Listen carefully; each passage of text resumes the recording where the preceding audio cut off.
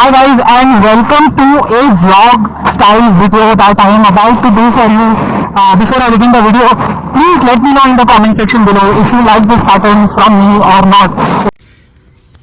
Hi guys and welcome to Thrustzone.com. This is Mohit Soni. What is in front of you finally on our channel after a really long time is the Yamaha FZ. I have a brief story with the version 3. When we were about to test it, something went wrong and then we could not test it. We are directly going with the version 4. Of course, I have very strong impressions of the version 3 because I have friends surprisingly who are riding it, and we are now jumping into the V4. And as you can see, the version 4 here has a bit of change. At the same time, it hasn't changed much. What are the changes? Well, the new headlamp looks different and nice. It's got these nice LED DRLs with the LED lights on offer. The illumination and spread is pretty good for a street motorcycle, not a highway motorcycle. You've got these typical vents on offer here, just like the other FZs. And of course, this has always been mounted here on the FZ. It continues to be the same. The side profile, of course, is very similar because the tank design hasn't changed at all, and so has the engine in terms of the way it looks. At the back, you get a similar exhaust as well, and very similar tailpiece here along with the seat design that is on offer. The tail sort of reminds you of the FZ25 to a certain extent. You've got very sleek indicators on offer, and they seem to be not LED. This is the tank, of course, and even after all these years, Yamaha has still not put in a hinge to the cap. I think that is down to the design that is Yamaha using, unable to fix or put a modification here to make sure that the flip is here. There is a sort of like I said, an extension to keep the tank open. It comes out like a retro motorcycle. Even modern retro motorcycles don't have that feature anymore. They are hinged quite well. In terms of side profile, it continues to be the same. Not that tall, not that short. A very nice stubby, muscular design indeed. The E20 badge is here. That means that you can, of course, use E20 fuel, which is on the way next year probably. And that is the instrument cluster that has changed a lot. You get communication options, Bluetooth connectivity, everything is on offer. Everything is here. In fact, fuel efficiency parameters are here. Odometer, trip meter is here. Connectivity features are here, but there is still no gear shift indicator. So that is very surprising to me. Everything is digital, of course, digital tachometer and speedometer. The buttons are here to control it. As you can see, there is traction control as well, which I would let you know while riding as well. No hazard lamp yet on a bike which is this expensive. And you've got a starter button there. Pass light is integrated into the high beam button. And quality, finish, finish of course could have been better. Quality also is good enough, but at this price point you can't ask for more or less. So I think it's about okay for this price. It does feel solidly built. It feels like a proper FZ.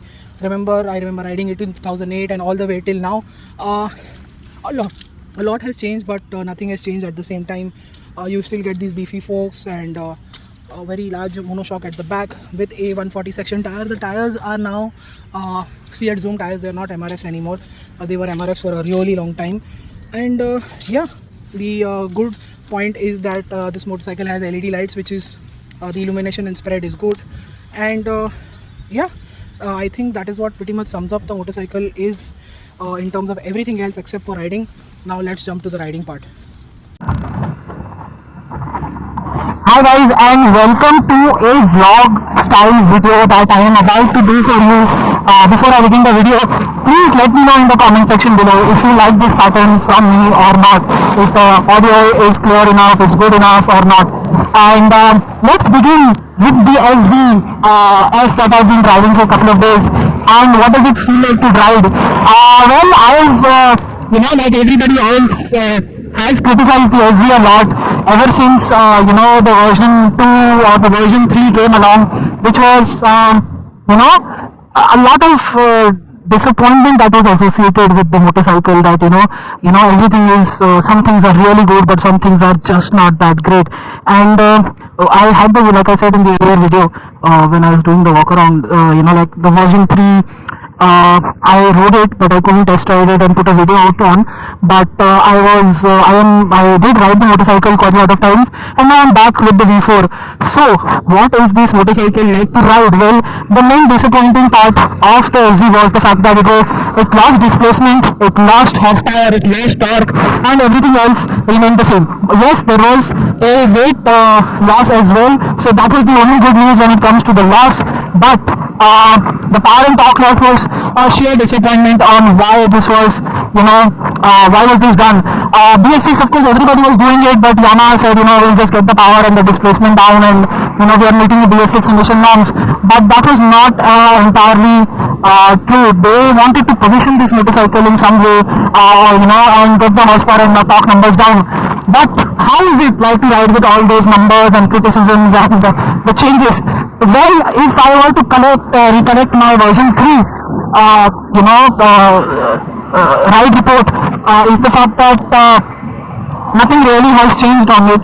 It has become a little bit more smoother, and it has become a little bit more, let's say, simple and neutral and very linear, because the older FZ was so good in terms of character. The intake and exhaust note of the version 1 and the version 2 was so good that this just cannot replace that. This feels like an ordinary motor, and that is what the criticizing part, it just lost character to a very large extent, and I'm just not happy with that. With the version 3, the looks were already disappointing when I rode it. I did not find it very interesting. It is not living up to the expectations and the legacy of the 2008 model that came along, and that is the reason why there is a lot of criticism for this.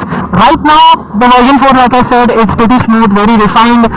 The engine, the gearing, of course, is short geared, and so that means that you go through the gears very quickly. 1, 2, 3, 4, 5 almost happens under 50 kilometers an hour, and when you pull the throttle from there, it can, like you can see right now, I am doing 65 kilometers an hour. The motorcycle feels quite nice, refined. There is no vibrations, and it is a very good motorcycle. It just, the character is completely gone. With the short gearing, they've sort of made up for the power deficit to a very large extent, but it's just not the FZ that we loved there. That is the whole point, and that could have been taken differently. Yamaha, with all the expertise and technology in the world, could have sorted out that very easily.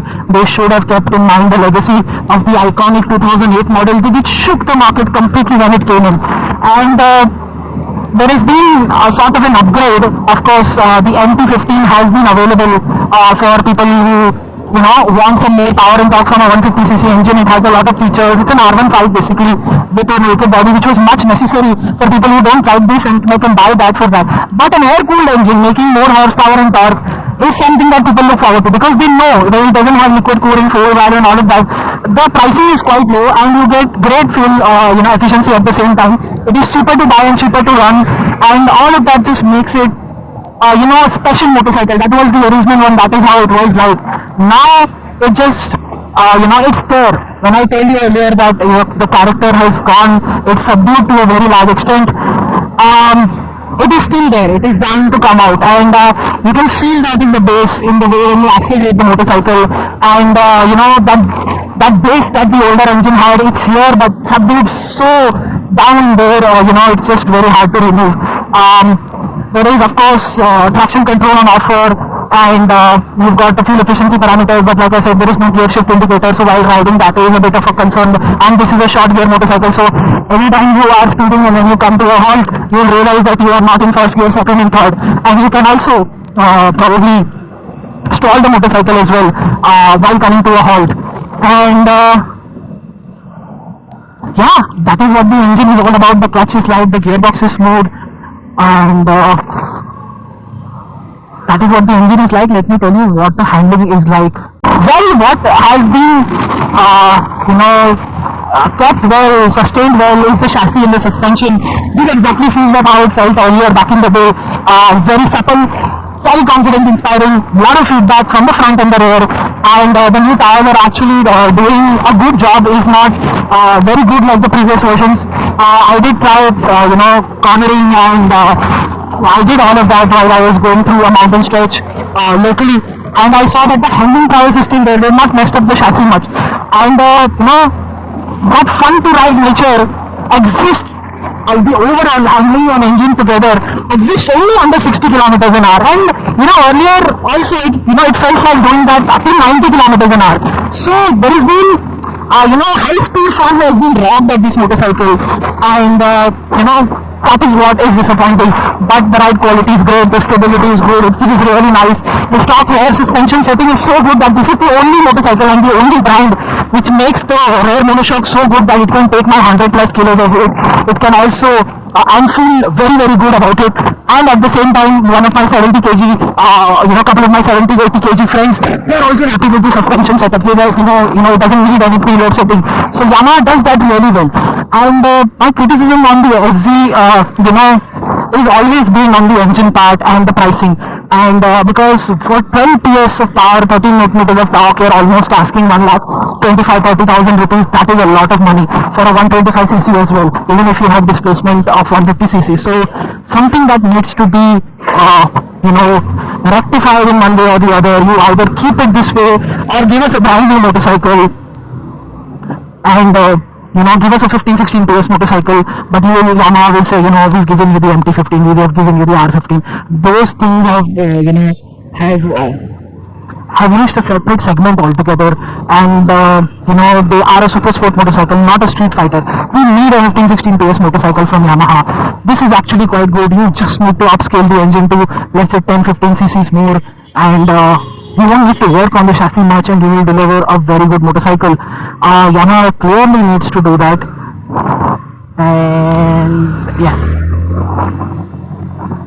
it's great as a city motorcycle, but it isn't the lord of the streets anymore. There are a lot of 160s which have taken that title from Yamaha. We agreed when it came earlier, and we said this is truly something magical in the way it rides. But sadly, it isn't a full package anymore. It is just a city motorcycle, which is quite expensive as well. I think that's it. Sort of a very long story. I wanted to say this since quite some time, because a lot of people, my friends, my colleagues, and some avid readers and viewers keep on telling me why is this? Why are you so critical of the Yamaha? I said I've seen the best part. I haven't seen that continue, and that always is a bit disappointing here. And that's how I sum up my review of the FZ with another FZ in the front, which is the version 3. And thank you so much for watching. Make sure you like, share and subscribe. Please again tell me if you like these vlog style videos or not. Do you want me to see me riding and talking at the same time, which I find still a little weird even in today's time while this is default, because it sort of robs you of the confidence, it robs you of the attention while riding on the road. But I think first times first, I've done it. Please let me know about that in the comment section below. Until then, goodbye.